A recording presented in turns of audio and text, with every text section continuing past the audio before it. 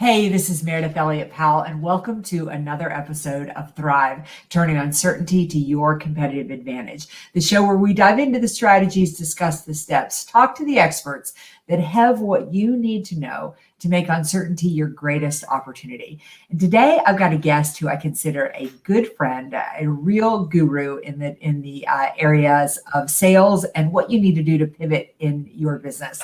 With us today is Jeff Bajorek. Welcome to the show, Jeff. Oh, thank you for having me, Meredith. It feels like forever since we've talked. That's exactly right. He's joking because I just did his podcast this morning. So for our folks that don't know you, I mean, you're really pretty prevalent on the channels that we go live across, but tell us who you are, what you do, and give us the scoop on Jeff Bajorek. So do you want me to just say, I'm Jeff and I'm in sales, it's nice to meet you? Or do you want me to go further into that? Give us a little more. I'm a trainer, a coach, a consultant. I've got a couple of podcasts. I've got a couple of books out there, little books out there. I write the kind of books that guys like me like to read. They're 50 or so pages and they have pictures in them because my designer is just so good. I have to have her doodles in there. But, for the past 6 years or so, I've been working in a capacity to help sales organizations perform better. And I believe that obviously there are a lot of ways that you can do that. But what I've learned is that there are only a few things you can do to sell more. But there are a lot of things that get in the way. And whether you recognize those things or you don't, I come in and I recognize them on your behalf sometimes. And I help remove those barriers while kind of pouring rocket fuel on the things you're doing really well. It is so interesting to me, Meredith, and I'm sure you've seen this too, how as soon as you're an executive or a leader or someone, you're so close to the business, you're so in the weeds with the business, you take certain things for granted, or some things are just a blind spot for you. And the value of someone coming in and saying, well, did you notice this? If you did a little more of this, then you'd be great. Like, you're already so close to getting where you want to be. Just keep moving forward. It has struck me about how simple some of the advice that I give, it makes the most profound impact on organizations. And it's stuff I myself have taken for granted. I don't know how you feel about that. Maybe you just learn after a while, but. Well, I think it's funny. I had somebody ask me earlier this year, I was doing a speaking engagement and they said, could you just give us, was speaking about sales, and they said, could you just give us the magic bullet? And I said, here's the magic bullet is there isn't any magic bullet. Right. What I'm telling you isn't rocket science, but the value I bring is that I'm telling you again to do these same things over and over again in order. So the whole premise of this show is basically thriving in uncertainty. What we want to help people do here is really start to see uncertainty as opportunity. So I'm so excited to talk about sales and basically the perspective that you take as it comes to sales. And I don't know if there was a profession that really had been hit any harder than the sales professions, because even though we should have been selling online for years, we didn't do it. We were stuck in our ways, selling in person, going to the trade shows, going to the networking events, and then COVID shows up and boom, everything's gone. Right. So what are some of the biggest challenges you've seen with the businesses that you have worked with in the last year? Whining, complaining, bitterness. But those are the usual suspects, right? I think the biggest issue was people taking for granted that the way they'd always done it was still the only way that it needed to be done. Yeah. And I invite the conversation with the person who says, well, I can't do it, Jeff, because I can't get face-to-face with my customers in person. And I say, okay, I'll pick on Doug because his name's across the screen right now, right? And say, okay, we love Doug Lehman. Well, we do, of course. How do you not love speaking in layman's terms, right? But let's just say that Doug says to me, Jeff, I can't get in front of my customers. And I'll say, Doug, what exactly can you tell them face-to-face that you can't on a video call, on a phone call, maybe even through an email? Okay, I'll give you some context for email, but what is it really about? And when people realize that the way they've always done it was maybe the most convenient way to do it, maybe the most fun way to do it, maybe they felt that made them effective because they were comfortable, because that was just the way they'd been taught, or they grew up doing it, whatever it was. We still have a job to do. And when the situation changes, how are you going to adapt? How are you going to be agile? How are you going to be nimble? The thing that's really nice about routines is that there's a flow about them. There's familiarity, there's comfort there, but routines turn into ruts. and ruts turn into canyons that you cannot get Yeah. yourself out of. And all of a sudden, when you find yourself completely unable to be agile, to be nimble, to be responsive, let alone reactive, that's a bad place to be. So I love what COVID did for the sales profession. Sorry, I love what it did because it made us think on our feet. It made us remember what we're here to do. It made us start over from the beginning. What are we trying to accomplish here rather than this is how I accomplish things like that? That's what you have to do. And it separated the wheat from the chaff, so to speak. I think Yeah. it pulled the curtain back on a lot of clowns. And I think it reminded all of us of what is really important when we go out to do what we do every day.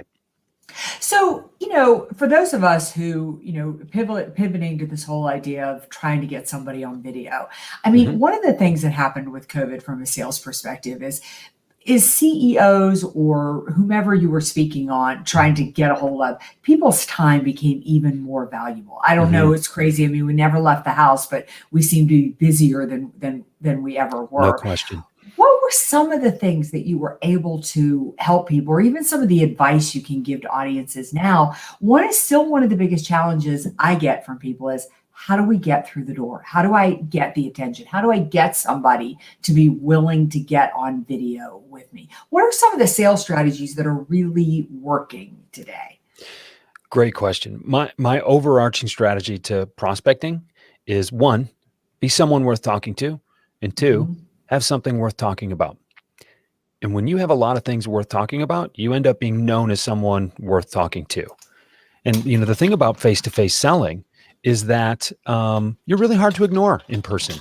You make a call in person, you stop at a receptionist, you're talking to a receptionist, whatever that is, and you're really difficult to ignore. It's really easy to just not pick up the phone. I ignore emails all the time. Yeah. So that is certainly an asset. So people needed to be more persistent.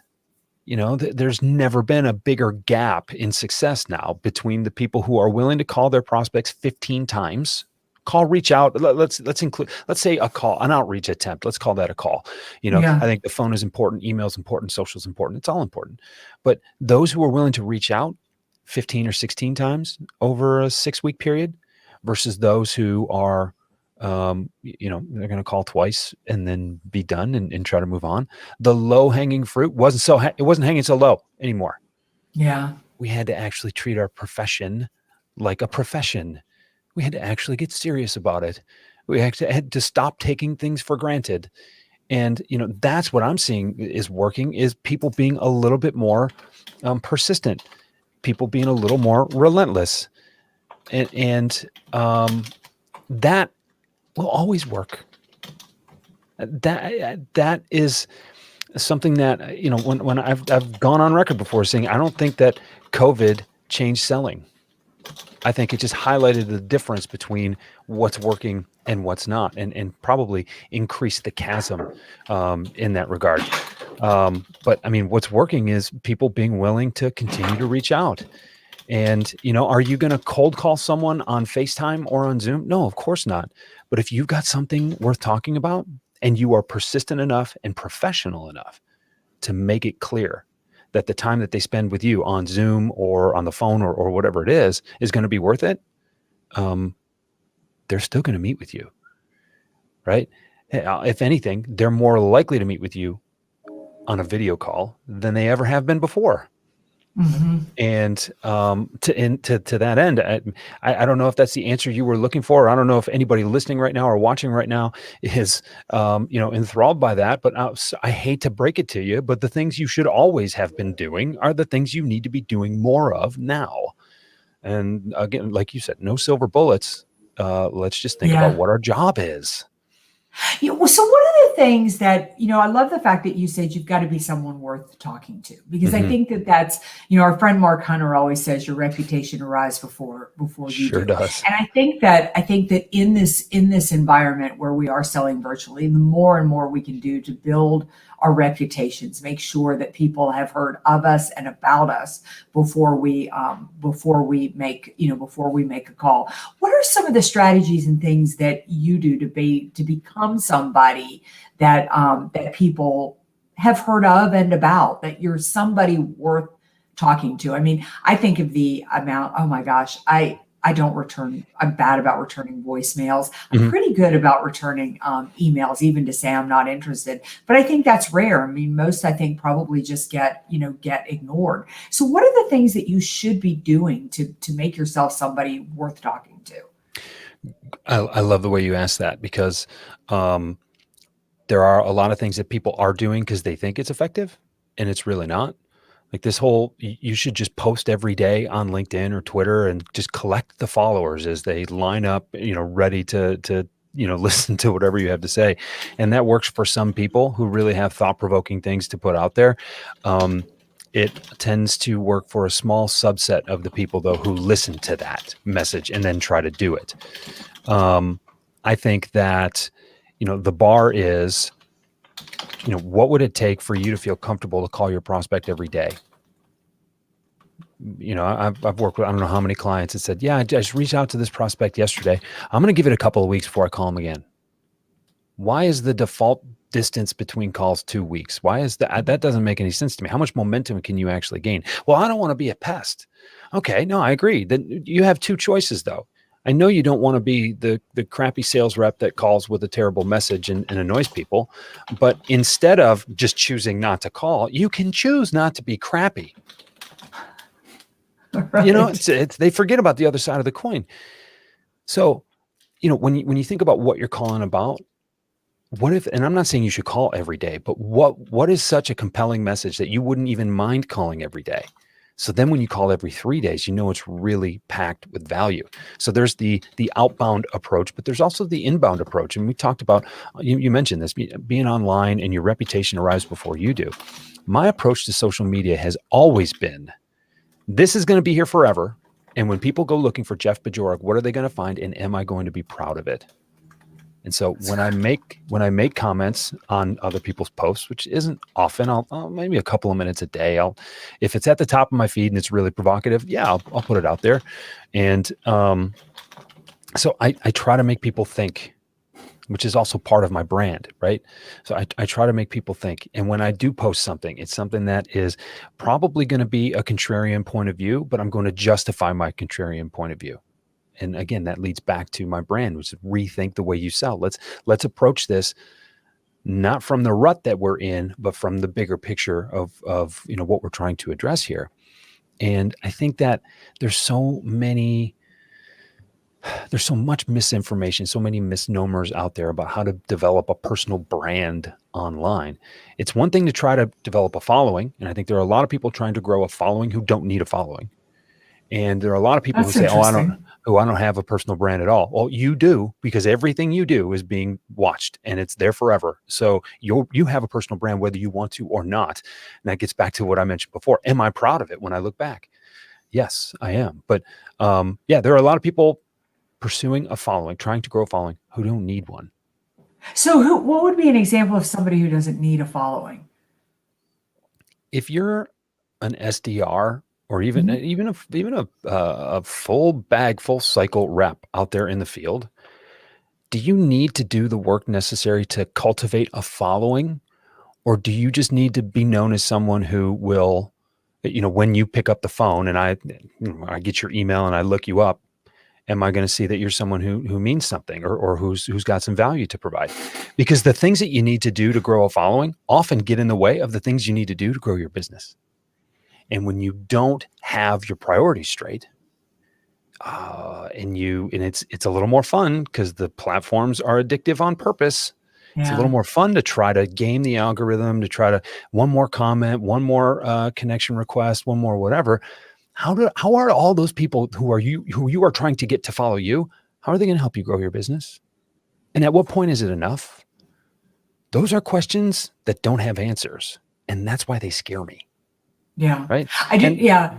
Well, I was just going to add, I mean, I do think it's important that you keep your focus when you're going to be on a platform, when you're going to focus on that platform. You focus on a platform where your customers live. There's been so much back and forth with my friends about Clubhouse, and I've just resisted Clubhouse because it's just not for me where my clients live. I have other peers that is where their clients live. And as much as it's enticing and it's been fun to jump on now and then, there isn't during working hours, it doesn't work for me. So I think that I think there's a lot of credibility to what you're saying about, is it a following versus go first to making sure that the information people find about you, because they will Google you. They're going to Google you before they meet with you. I'm kind of amazed at how much people know about me before I talk to them. People tell me I've watched a video, I've done this and that, but the value of it is, at that point, whether you want to talk to me or not, because you may have watched a video and thought, oh God, I hate what she's saying. Or you watch it and go, I like her point of view. I'd really like to know more. Totally agreed. And Clubhouse is one of those interesting things. My discipline around Clubhouse has informed my discipline around the other platforms that I use. So I've got a room every Saturday morning at 8:00, Clubhouse Sales Radio, and our friend Mark is occasionally a contributor there. And we pass the mic to a new host every hour, because I don't want to spend 4 hours a day, 4 hours every Saturday on Clubhouse. But I don't find it difficult to not go there during the week. And occasionally, if I go there during the week, it's in the evening, and it's either right after dinner or a little bit before dinner or whatever. And it's nice to have some impromptu stuff there. But that was one of those things that I thought about it, and it seemed like a distraction to me, and I didn't want to approach it until I recognized that it perfectly aligned with what my goals were for promotion and marketing this year. Yeah. And I wanted to make myself more accessible, and I wanted to have provocative conversations, and I wanted people to feel like in real time I can talk to Jeff. And it has absolutely helped me there. And it's increased my following on LinkedIn, on Twitter, and on Instagram, interestingly enough. Yeah. But my goal was just to have better conversations with more people more often, because it informs everything I do. And I wanted to play with it, and so I am. And it seems to be working well for me. But it's interesting approaching it pragmatically, again, which is something I'm doing with Clubhouse that I didn't do with LinkedIn, that I didn't do with Twitter. And then if I was on LinkedIn and Twitter, it's like, well, I suppose I could post these graphics to Instagram too, right? Like they still feel for me. And I'm working through this, very contrived, very forced. And I don't always love being there. But I missed Clubhouse when I was on vacation with my family. I was like, kind of nice to just kind of show up and talk to people. You know what I mean? Right. So it's really interesting. My own perspective, just trying to reevaluate my relationship to these things, because if you feel like you have to do it this way, and I almost sound like the clients that I yell at for complaining to me, right? But when I feel like I have to do it this way, it feels like a trap. It feels like there's the only way to do it, because whoever they are, they say it needs to be done this way if it's going to be done right. And you forget whether or not the way you're doing anything is actually serving your own purpose. Is it fulfilling it all? Is it successful? Like, can you tell me that you're actually converting clients, or are you just out there tweeting every day? Let's think about what we're trying to do rather than what we've heard is being done. And as soon as you do that, it doesn't matter what it is, work, life, personal life, family, whatever, hobbies, anything. As soon as you reframe that approach, everything gets better. Yeah. I think I love the intentionality that you're talking about. I mean, because even though, we're kind of in the same space, how we approach it and what we want out of it is different. And I think I just love this idea of assessing what you're doing, thinking about it, and are you getting pleasure out of it? Is it working for you? And is it aligning strategically to where you want to go and what you want to achieve? I want to switch gears here for a second. That we kind of talked about basically what you need to do to become somebody worth talking to. What are the things that we need to be doing as business owners, as entrepreneurs, as sales professionals to really be adding value to that conversation to be assured. I wrote a blog a couple of weeks ago called "A Sales Call is a Privilege," and I really think people need to think about that. Is that especially in today's marketplace, people are giving you their time. And it is something they do not have to waste. And I know for one, most of the people that I call on are like me. They own a business. And if I am talking to you, I am not making money. So you better be giving me something to help me make money, right? So what are the things that we should be doing, to really add that value and make it worth the business owner's time? Time is the only finite, non-renewable resource in the world, in the universe. Okay, so don't waste it.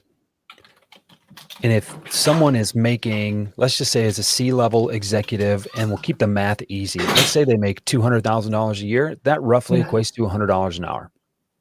So if you're asking for 15 minutes, is it worth what you're bringing to that meeting for them? Is it something that they would pay $25 for? Right. Oh, all of a sudden, your perspective changes a little bit.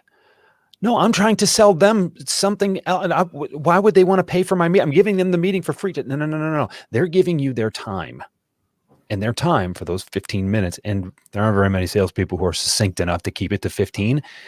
You're asking them for $25, essentially. Yeah. And there are a lot of people asking for it. And there are a lot of things they'd rather be doing than talking to you for those 15 minutes. So what are you going to do to earn that right? And that is a different bar, and people don't think about it. So the first thing I think they need to do is think about what it is that they're going to talk about. They need to show up with a plan. They need to show up and have at least some understanding of what they're going to talk about so that it's rehearsed well enough to go smoothly and go well. And they need to be thinking about it with the customer in mind, not just their time, but what is the outcome? Because if you want them, it's not that you just want to give them something in this meeting that they'd be willing to pay $25 for. You want another meeting. And probably another one after that. And I think there are three things that you need to ask yourself as a seller before you go into any meeting. Number one is, what do I want to accomplish here? Number two is, what do I want to ask for? And number three is, how do I want to ask? And so many people can't do that. And now all of a sudden you show up, you talk, you pull out some presentation that's got a picture of your world headquarters on it and all the logos you've served. And you killed 6 minutes between that and asking questions about the fish picture on the back of the behind the desk, or that you can see in their background here, or whatever. Like, you're killing all this time. Meanwhile, your prospect is like, can we talk about anything more relevant than this? Yeah. And so until you can prove that you can provide some insight, so you can prove that you've at least worked with customers like them, and you have some ideas for some solutions to some problems they might be facing. And Meredith, I'm curious how you've approached X during COVID here, because I've talked to a lot of people like you, and I've gotten messages and responses and answers all over the map here. How are you tackling X? And look, we all know, though we don't want to admit it, that Y and Z are right around the corner. Have you thought about those at all? All of a sudden, my brain turns on. You asked me a question that's worth answering. It's applicable to my business and probably, to yours, because you're asking me that question for a reason. And I'm thinking about it in terms of my business. Now we can explore something together. High-level executives, they need to explore things. They're the ones doing the exploring, so they can do the leading and tell everybody else how the company is going to get where they know this company can go. You have to be able to have real conversations that will inspire people, that will energize people, that will leave them wanting a little bit more, hopefully, that will help them understand that you can help them. That is stuff that there aren't enough salespeople willing to do the work to even build that credibility. They just show up with the line that their marketing department or their enablement department told them to deliver, and they try to automate it as much as possible. And when you remove all of the thought and engagement from the sales process, it's less fun for everybody involved, and it's less effective. So true. I mean, I always say that people want to do business with people who understand them, not with people Mhm. that that they understand. And in fairness to salespeople, me included out there, before COVID hit, it was kind of easy. I mean, when an economy is Mhm. hot, you can just show up and sort of have a conversation because everybody has money and everybody's willing Right. to buy. But then when the challenge hits, we've got to go back and got to figure out really what works. And I think what's so valuable and what Jeff has said here is that basically, if you work first on making sure that when they go out there and look for you, they're finding information that is valuable, that says, wow, this is somebody worth talking to. Then you cement that by coming through the door and really having a very powerful, deep conversation that's focused on them, not focused on you. And your presentation is all at that point when you focused on them, piqued their interest. They're looking forward to it. Jeff, it is hard to believe, but we have come to the end of this Oh, podcast, and I have two more questions sure. for you. One is easy. It's just how can people find out about you, find out about your books, find out about your sales training? The second question is, what's your biggest piece of advice for people right now? I mean, the biggest thing that I'm finding is that, most of us are pretty optimistic. I mean, we've come through some really rough times, but wow, we're tired. I mean, really tired. What's your advice as we come through second quarter of 2021, position ourselves well for the end of the year? What's the biggest piece of advice that you've got for us to really make 2020 a stronger year than 2021 stronger year than 2020? Mm. I'm going to say that my piece of advice, and this came straight out of the book that I wrote last year. It's a process I call PAIR: pause, assess, reflect, and execute. So take some time, think about what you've learned. And if you have wasted the last 14 months, and I'm going to say wasted, if you have wasted the last 14 months just waiting for stuff to get better so you didn't need to adapt, you're way, way behind. You really need to consider where you are right now, where maybe you fell a little bit short, where maybe there were some opportunities that you can capitalize on. And after that assessment, reflect on your options and then make sure you have a plan that you are able to I love execute. that. I love that. That is so important. Stop running around. Stop this wasted energy. I'll plug the podcast for the Why and the Buy. Yeah. We recorded earlier. You talked about that, how everybody's fatigued from acting all the time, but there wasn't always a clear vision of what they were trying to accomplish. Get Right. that clear vision first, using the last 14, 15 months, whatever it is, as context and perspective. Okay, that's what I guess that's my one piece of advice is I want to give people permission to stop and think for a little bit because there is not enough of that going on out there. And your previous question of where can you find me? RethinkthewayyouSell.com is my online community that I'm creating. There are several hundred people there right now, and we're all just really engaging. It's community first rather than a social media first platform, and there isn't a whole lot of self-aggrandizing behavior there. It's really people coming together to grow together. And you can find me at jeffbajorek.com, and that's where my home is. And if you go to jeffbajorek.live, there's a schedule of live training and other events that I do. Outbound, there's a link to Outbound there, but also I do live weekly training every Wednesday afternoon. Great. And it's 10 or 15 minutes of training and 10 or 15 minutes of open Q&A. And I love the interaction there, and it gives me an opportunity to work out my own thoughts a little bit further in real time. And I mean, that's selling. Selling is real time, and that's why I try to put myself in that position as often as I can. Well, you mentioned Outbound, and we are both going to be at Outbound in June. This to me is about the best and most exciting and engaging sales conference of the year. So you want to join us? Go to outboundconference.com, and you can learn more about it. Get your tickets there. But Jeff, I really want to thank you for joining us today. It has been a fantastic show, and I want to thank all of you, the audience engagement. We had quite a chat there going down the side.